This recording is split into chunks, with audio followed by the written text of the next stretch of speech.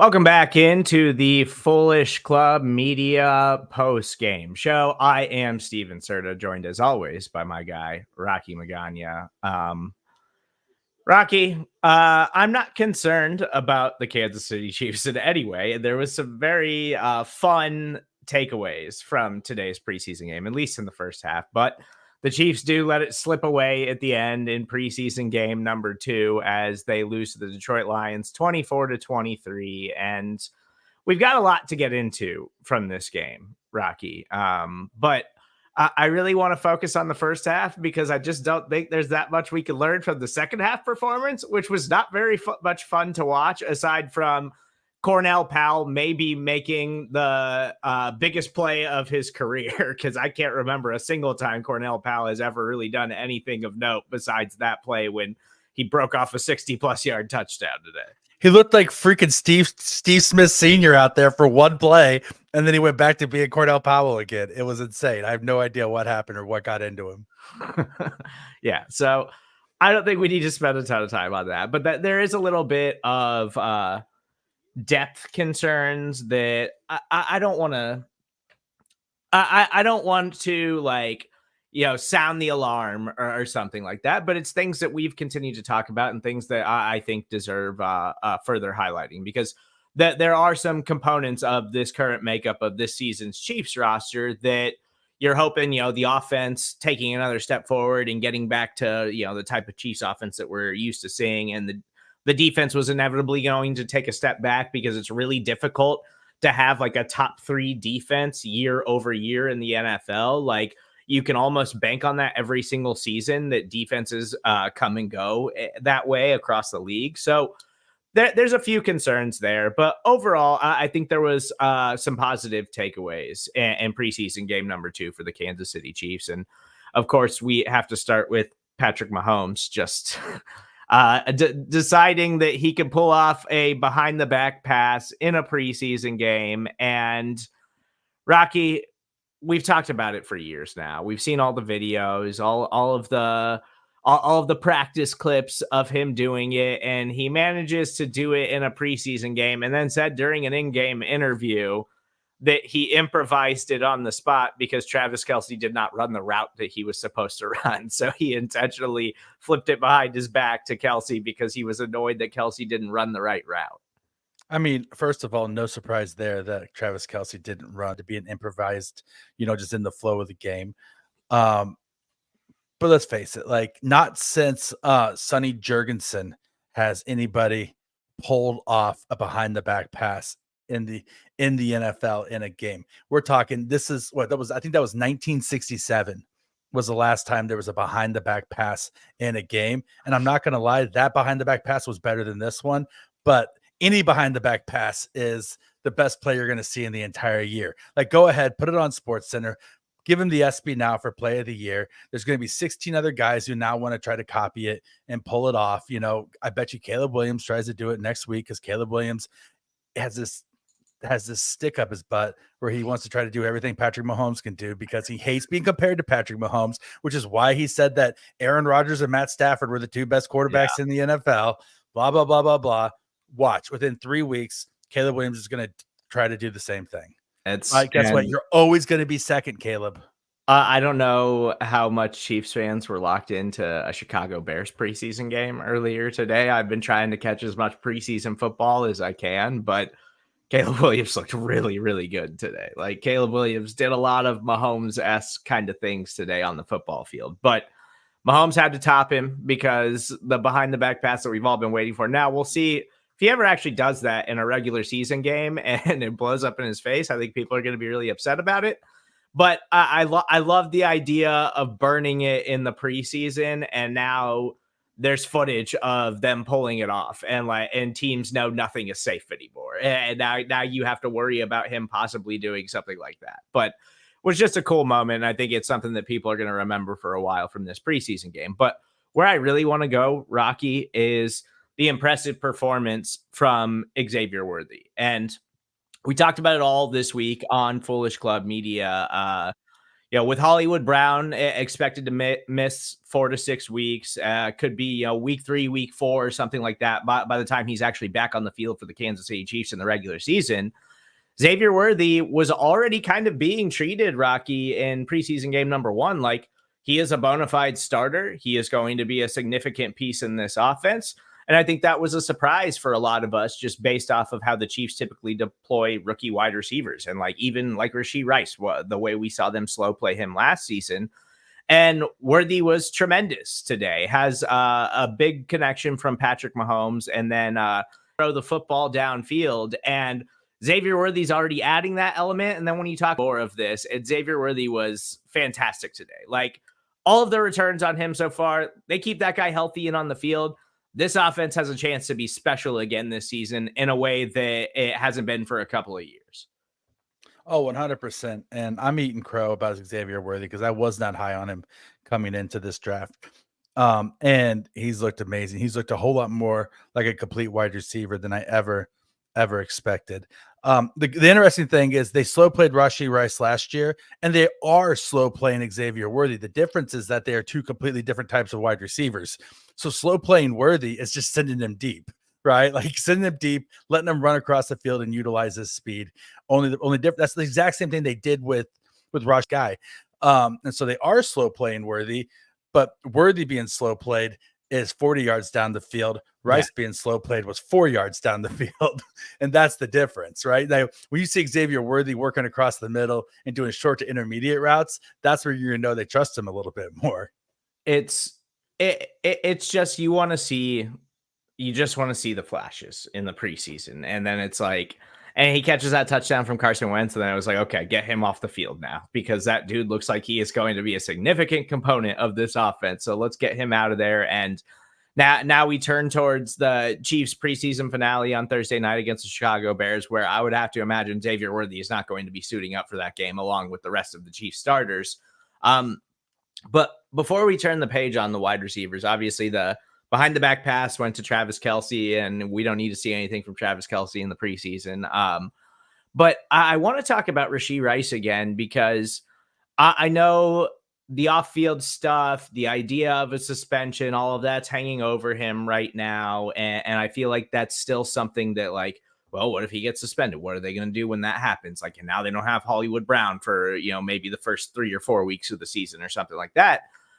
But it is feeling more and more as we get closer to the regular season, Rocky, that there is more of a likelihood now that he's going to be able to avoid suspension in 2024.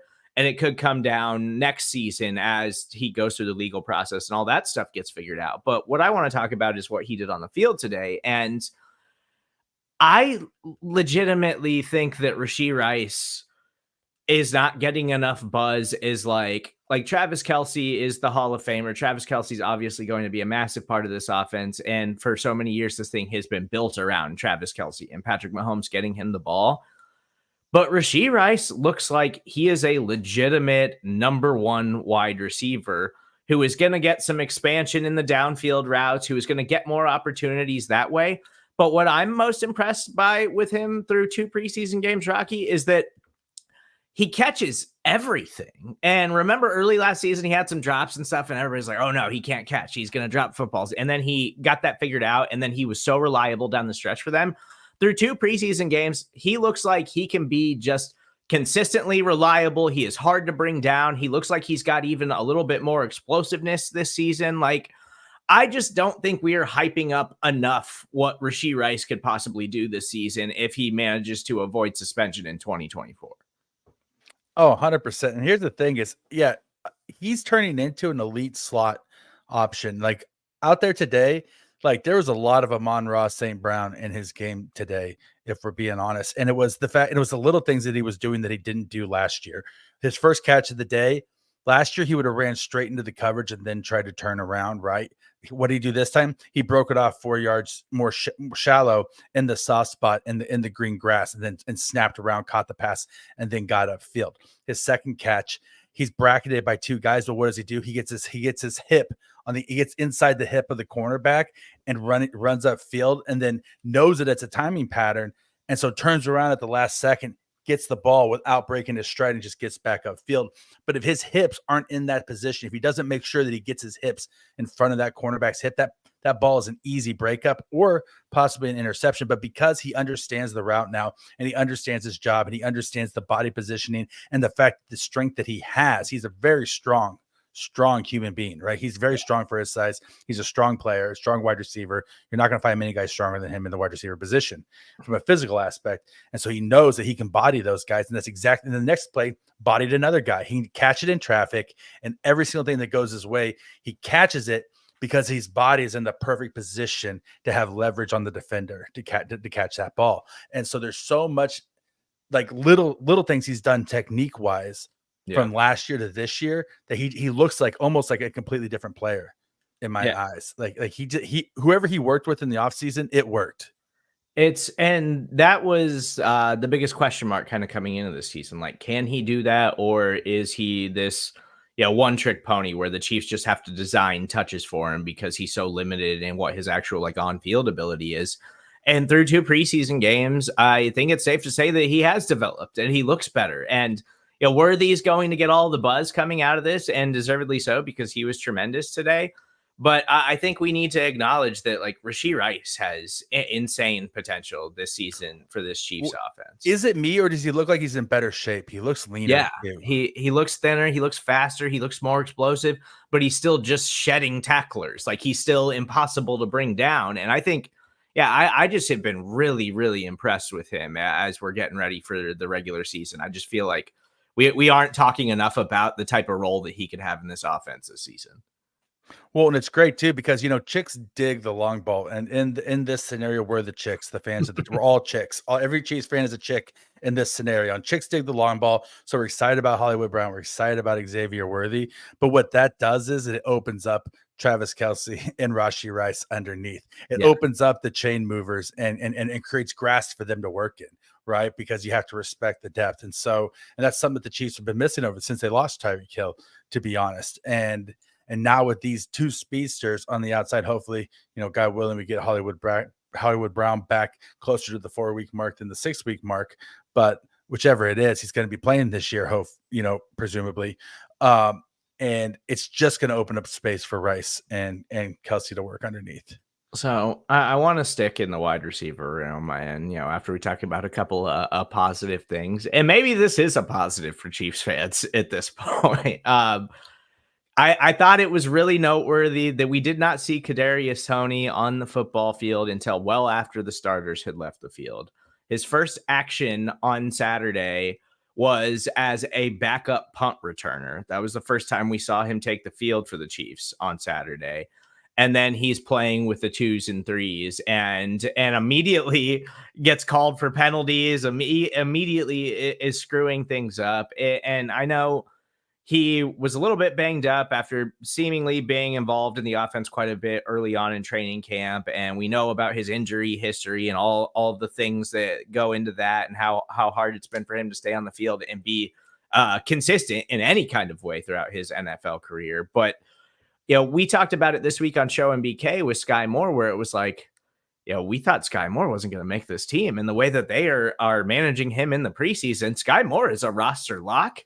Kadarius Toney is not going to be on this team. Not the way that they are deploying him. It does not feel like he is going to be there week 1 on this 53-man roster. And I feel like confident in saying that now. I think Kadarius Toney is an afterthought at this point for the Chiefs. Oh yeah, 100%. I think he is an afterthought for the Chiefs. I thought that he wasn't a roster lock from the beginning of camp this year. Just the fact that they were trying him out at running back tells me that they didn't think he could make the roster at wide receiver this year. They thought there was going to be too much competition, and they weren't sure he was going to make the roster at wide receiver. And they thought, okay, well, let's give him a shot at running back. But we haven't seen him do anything at running back in a game. So obviously the running back experiment was a flop. He's not playing well when he's in the game. He, even as a punt returner today, he looked fine, but he didn't. I mean, he was probably, I would say, like the worst punt returner that was in the game today. Like, I would say Remigio had a nice return today. Sky Moore looks great as a punt returner today. It turns out when Sky Moore doesn't have to track the ball 60 yards down the field, and he only has to track it, like 30 or 40 yards down the field. Like, I think the Sky Moore would be a great kick returner Yeah. Now that the ball's not kicked nearly as hard. And he looked great today as in special teams. And so I don't see any way that Kadarius Toney does make this roster right now. He's not being talked about. And the only way they talk about him is they say when he's healthy, he's dynamic. That's a nice way of saying that you're never on the field. Yeah. And that they obviously don't trust him with the ones. And obviously it's not like the Chiefs. It's not like it's a significant loss, what they gave up to bring him to this team. And Kadarius Toney had his moments in the Super Bowl, and Chiefs fans will always be able to remember that. But it just has not worked out, and you can't continue to trot a guy out there who is a total liability when he is on the football field. And Kadarius Toney has proved time and time again that he's much more of a liability when he's on the field for the Chiefs than he is any type of consistent positive for their offense. And so it feels like he is on the outside looking in, and maybe there's a chance before week 1, once we see some of these teams start to like finalize rosters and cut guys and try to address needs and what they have to go out and get. Maybe the Chiefs can flip him to somebody for a 7th round pick or something like that. But at this point, it seems like he is just not going to make the roster, and he'll wind up on waivers or something, and somebody else can go pick him up and try to deal with him. So it has not worked out for him, but something that has worked out really well for the Kansas City Chiefs. This dude, Rocky, Carson Steele. I talked about it last week. Like, he has fan favorite written all over him. Everybody loves a good hard running fullback who will do all of the dirty work in the blocking game and just try to run people over every time he gets a touch. But Carson Steele went from, is this guy going to make the roster over Clyde and Deneric Prince and like these other running backs that they have in camp, to, oh, Carson Steele all of a sudden in the final week of training camp is getting reps with the starters. And then in preseason game number 2, the final dress rehearsal for the regular season, Carson Steele is getting reps with the starters. Like, he has cemented his spot on this roster, and Carson Steele is going to be in the mix in the backfield as this running back fullback hybrid. And he shows a lot of juice when he touches the football. Like, he's going to have a legitimate role in the offense. And I think Chiefs fans should be excited about him. Like, he is a fun player to watch. And we saw him in pass protection today. They haven't put Clyde Edwards-Helaire in pass protection his entire career, basically, Rocky, because they don't trust him back there. And Carson Steele's out there just laying hits. Like, this guy is just fun as hell to watch. And Chiefs fans he is going to be like one of those guys for Kansas City Chiefs fans this season that like everybody's just gonna be like, we love Carson Steele. Without a doubt. Before I say anything else about Carson Steele, Mrs. Steele, Carson Steele's mother, liked one of my tweets this week. So thank you, Mrs. Steele, for the love. I really appreciated it. Kind of made my day. But yeah, Carson Steele's a fan favorite because of how hard he runs and the bruising hits that he makes, and how hard and I mean the tackle he made on special teams. He was in there on the fumble recovery. The guy's just absolutely everywhere. He looks like a baby Thor out there, and fans are going to love him because of how hard he runs and the fact that he breaks tackles. The reason why he's making this team is that on an important 3rd and long, he stood up the pass rusher and drove him backwards and gave Carson Wentz time to get the ball off to Xavier Worthy for the touchdown. The fact that he can pass protect is the reason why he's going to make the roster as a fullback. And not to pull receipts, but I pulled a receipt on our boy Ron Kopp Jr. Today over on Twitter, because when he was on Veach season, I told him that Carson Steele was a lock for the roster. That was a month ago. I called Carson Steele as a lock for the roster, and he told me he wasn't going to make the roster and that I was crazy. He laughed at me. Well, Ron Kopp, I love you, but I'm pulling my receipts. Carson Steele is on this roster. Andy Reid loves a fullback. He especially loves a guy who plays like a running back, but is big enough to be a fullback. That's the whole thing, is he's the complete package, because Andy Reid can use him as a legit running back, but he can also do everything that a Michael Burton or an Anthony Sherman used to do for the Chiefs.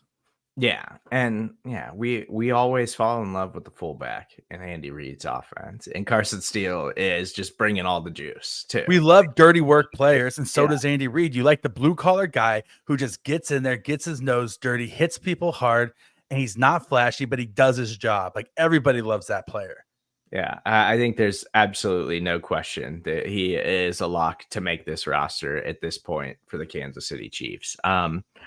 Jaden Hicks obviously didn't have to prove much to make this roster for the Kansas City Chiefs, but I wanted to bring him up, Rocky, because I feel like there was some issues today with the backup secondary players. There were some issues with the backup defensive line. There were some issues with the backup linebackers. Like we've talked about the depth being a little bit concerning, especially in that linebacker room. Like I legitimately am like they need to go out and add some. And I see a lot of you guys in the comments throwing in questions and stuff. We'll try to get to some of those here before we get out of here today. But I just wanted to mention Jaden Hicks because in a game where as soon as you kind of went to the backups and you're trying to test out your depth players and things like that, there wasn't a lot to feel good about.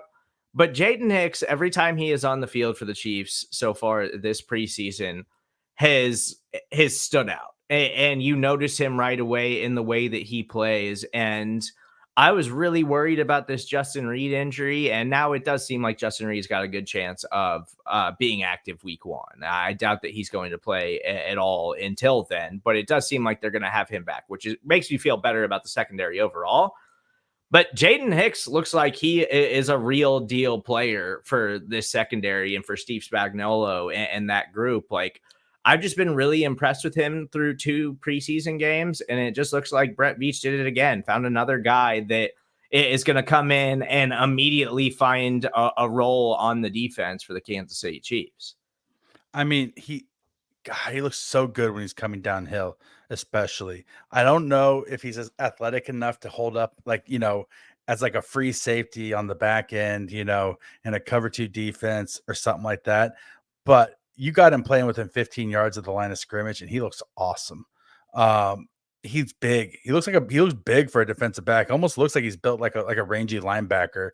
And with some of the depth issues at linebacker, you could definitely see him coming in and playing in a big nickel situation more and more for the Chiefs as they trust him, and just having him right there in the slot, having him come up and run defense. I feel like Jaden Hicks is a hit. Like, the guy just looks so good he looks like a veteran, to be honest. The way he plays football, he's smart. He takes good lines to the football. You don't see him miss a lot of tackles.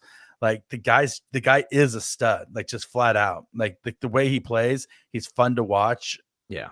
I mean, oh man, I'm a huge fan of Jaden Hicks. Yeah, he stands out every time he takes the field, and he's making me feel a lot better about that secondary that I was a little bit concerned with after they were pretty banged up in St. Joe. So seems like they're getting healthier. Yeah, this safety group, man, they're just stacked. It's a stacked safety room. I love Brian Cook, and Brian Cook had the injury last season, but I'm pretty confident that he's due for a big season, and I've really liked him through 2 years for the Chiefs when he has been on the field. We know Justin Reed really turned it on last year and showed like why the Chiefs gave him that contract and why he's such a key component of the defense overall. And now you add in Jaden Hicks, and you have Jamari Connor, who can play this nickel safety like hybrid role, who has looked really good. Like, I'm starting to, I talked myself out of the Chiefs secondary for a little bit during training camp, and now I'm like talking myself back into it. Like, it's starting to feel really good about it. I mean, I'm still not talking myself into the cornerbacks yet. So, yeah.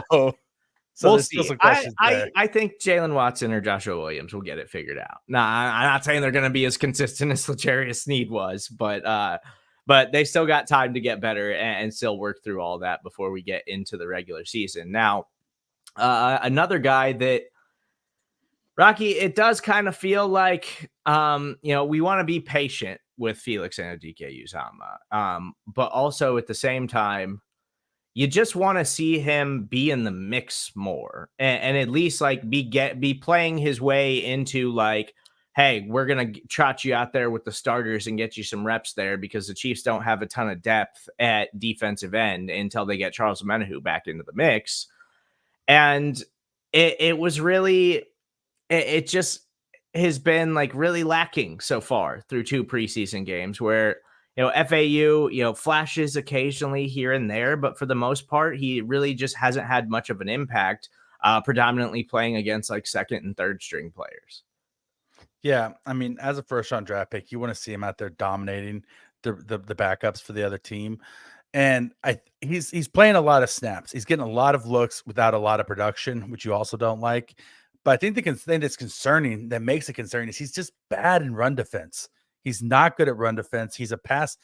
I think his upside is as a pass rush specialist, part-time player, that kind of thing. But then that means that the Chiefs have a hole at defensive end for run support. Like, the Chiefs need a veteran defensive end to come in and help out in run support, to eat snaps on running plays, because they got to spell George Karlaftis, and when Charles Omenihu comes back, him too, and even Mike Dana, right? And save them for passing situations. And so then on running downs, who are they going to put in there? They can't afford to put FAU in there on running downs, because he's going to get eaten up by he's get double teamed by a tackle and guard. He's going to get chipped, whatever. Yeah. He's just not good at run defense right now. And so it concerns me that the Chiefs have a hole on this defense, and it's that they need another defense, like a veteran defensive end who can provide some run support, So whether or not the Chiefs bring a guy in, like our guy JC Proctor said in the comments, JC, love you, buddy. Thanks for the comment. And I do think that the Chiefs need to add a defensive end to this team who can help out and run support. I mean, it stinks because Frank the Shark Clark, like, that was like his everything else. You can't afford to pay him what you were paying him, but that was his thing, right? His thing was that he was great in run defense as a defensive end, and you need a guy who can play snaps like that. I was trying to make it so the comments don't cover up your face, but I'll have to play. It's okay. That here, I don't have a good looking face anyway. It's fine. I got a face made for podcasts. You just want to see more, right? Like, you just want to feel better about a guy that you spent a first round pick on. And I know that he almost got a sack, but it wasn't like he made some hyper impressive move to beat a backup offensive lineman. Like, it's just like, there just hasn't been enough for a second year player who is a late first round pick, who you drafted highly and has like the physical tools and skill set. Like, you just want to see strides in the development. And I just don't feel like we've seen a ton of strides in the development. That doesn't mean that he's never going to develop, and doesn't mean he's ever going to turn into something for the Kansas City Chiefs. It's just, so far, there just hasn't been a lot to make you think that you're going to get a return on your investment for that player. And that happens sometimes. It's not the end of the world. I think as long as Charles Omenihu comes back and is healthy, then I feel much better about the rotation there. We just don't know exactly when Charles Omenihu is going to be able to get back on the field for the Chiefs. So I do feel like defensive end is going to wind up being a huge need for them once they finalize this roster and try to go out and, see what other teams cut. Maybe there's a deal to be made for, a low end draft pick or something like that. Or maybe it's just go find another veteran who's on the street right now and try to just get some extra depth in there. But you just want to see more from Felix at this point. I do want to get to some comments before we get out of here, Rocky. Let's see here. Does CEH make the team? Honest question. Keeps missing practice, and it seems Prince and Steele are definitely making the team. Clyde was out today, and I know Clyde has been open and honest about, going through PTSD and like really struggling with that. I really don't have a good feel on this right now, Rocky, because it seems like it would be easy for the Chiefs to be like, Clyde, love you, incredible teammate, incredible locker room guy, but it's just time to move on. It's time, and you'll probably find another opportunity with another team if we wind up cutting ties with you. But then it's like, well, they brought him back. Like, they went out of their way to bring him back, and I know Deneric Prince popped today, and you like to see that for a guy that I feel like we've talked about a lot now going into year number 2. But also, like, the Deneric Prince like training camp hype again kind of feels like it was just that, because it's like, oh, Carson Steele looks like he has surpassed Deneric Prince in the pecking order, and I'm still not totally convinced that Clyde is just going to wind up not making the team. I think that the Chiefs trust Clyde, and I think that they like having Clyde around. So it's much more of a sure thing that a guy like Keontae Ingram is not going to be on the team than it would be that like Clyde Edwards-Helaire is going to be. But I think Steele is going to make it. Deneric Prince might just wind up being a practice squad player again, like he was after his rookie season. And I think Clyde is still going to make the 53-man roster. I don't think Clyde's getting cut. I think that Clyde makes a 53-man roster if he's active and not on physically unable to perform list. I think he might end up on the pup early in the season because we like to act like everybody who plays football is like a tough guy and they're like these superhuman athletes and all this sort of stuff. He's suffering from a mental injury. He's suffering from PTSD from being robbed at gunpoint, and he's been very open about it. He's working his way back from it, and he's seeing therapists, and he's talking to his teammates. He's trying to work through it in the most healthy way possible. But a mental injury is still an injury that you work your way back from. You know what I mean? And so he's not at 100%. He's been 100% honest that he's not at 100%. He's injured.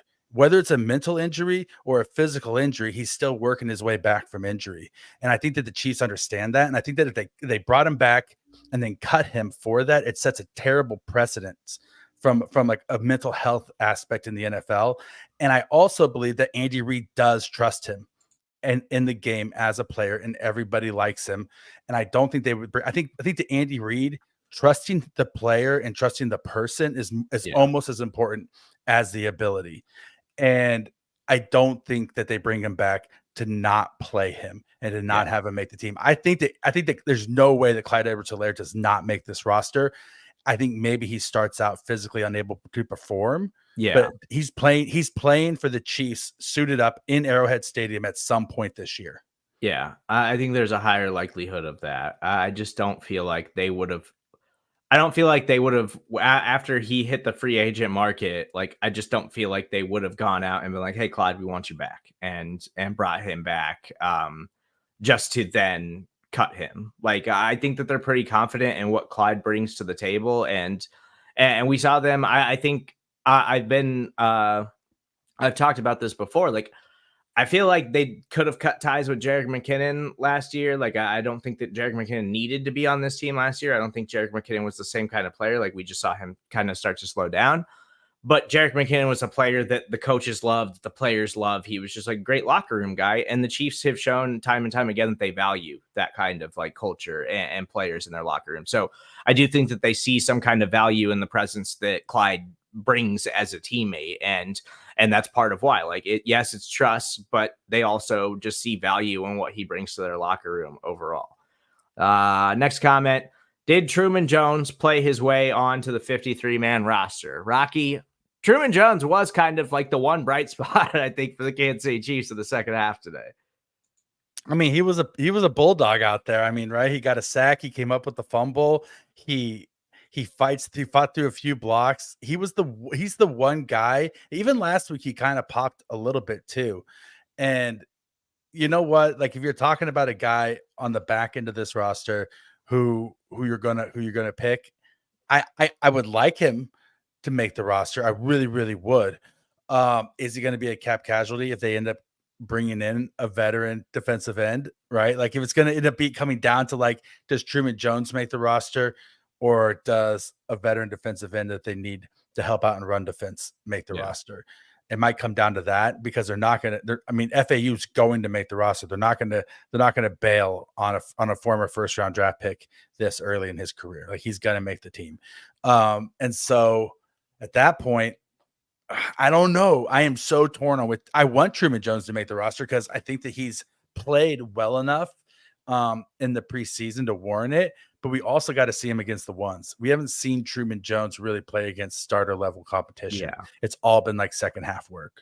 I feel like there could be a spot on the team for him. I feel like he has done enough to, get one of those back end roster spots. And I think like a BJ Thompson, like, I don't think his roster spot is safe at this point. And, going through, obviously he had like the medical emergency, and thankfully he's okay after all of that. But like, I just don't think that like he's a roster lock when you got guys like Truman Jones who are out there like fighting for everything and trying to make this team. So we'll see how it goes, but I do think that there's definitely some things they can do at the defensive end position here moving forward. Final thing before we get out of here, Rocky, from our guy Philip, do you think McCole has a spot locked up on this team? McCole Hardman is a lock for this team. They wouldn't have brought him back. Similarly to Clyde, it's not really how the Chiefs roll. They wouldn't have brought McCole back just to cut him before the regular season starts. McCole Hardman is a roster lock for this team. Now, Kadarius Toney is not, and I think Kadarius Toney is not making this team at this point, but McCole Hardman, they know McCole Hardman. That's why they brought him back last year. Like, McCole, as frustrating as he can be for Kansas City Chiefs fans, is going to be on this team because they love McCole Hardman. McCole Hardman and Clyde Edwards-Helaire are going to be on this team for the same reason that Ben Neiman was on this team for as long as he was. They know him and they trust him, and that's all that matters in their minds. Like, they know the player. They like to know the player, and like Andy Reid has shown that he says, okay, I know who McCole Hardman is. I know what McCole Hardman is. I know what he can do, and I can use a player like that. He would like you're 100% right. They would not have brought him back if Andy Reid wasn't like, no, I like McCole. I know McCole. I can work with McCole. And let's also be honest. There's the person who's really calling the shots. You know, Taylor Swift already sent out an Instagram back when they re-signed him saying that she was stoked for one more year with McCole. Yeah. You really think that Kelsey is going to put up with that in his household, have to hear day after day, why isn't my favorite player on the team? Travis? No, yeah. Travis wants McCole on the team. The players love McCole. He's one of their crew. He's one of their buddies. He's part of the team. They brought him back for a reason. He's on the team. He's Rocky Magaña. You can follow him on Twitter at Rocky Magaña. I'm Steven Serda. That's where you can find me. Please go follow us on YouTube at Foolish Club Media, and please subscribe, rate, and review Apple Podcasts, Spotify. We're closing in on 100 reviews on Apple, and I would love to get to that point before we start the regular season. So please make sure you go do that for us. We appreciate any and all support that you can give us right now as we continue to build this thing throughout the regular season. The Kansas City Chiefs will wrap up the preseason on Thursday night. Rocky's going to be out of town this week, so no preseason game 3 recap with me and Rock. But we are going to have a special live edition of Show and BK that night in place of the postgame show. So if you're a huge fan of Show and BK, we'll be coming your way Thursday night after the Chiefs preseason finale against the Chicago Bears. So make sure you stay on the lookout for that.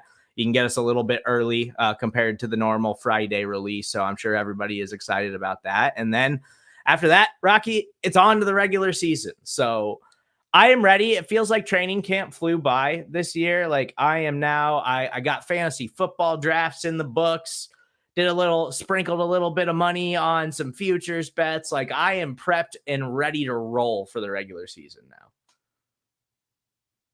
Dude, I cannot wait to try to put my entire bankroll at jeopardy trying to provide a better life for my family through questionable means. It is the greatest thing ever. Yeah. So hopefully that pans out, Rocky. I hope that you win a lot of money and you do take care of your family. But Rocky, enjoy your vacation. We'll talk to you when you get back, and obviously we'll hear from you again before the regular season on the next episode of each season. But appreciate you guys listening. We'll be back later on this week with everything you need to know. Keep you caught up on the Kansas City Chiefs, so make sure you stay locked into Foolish Club Media. We'll talk to you guys then.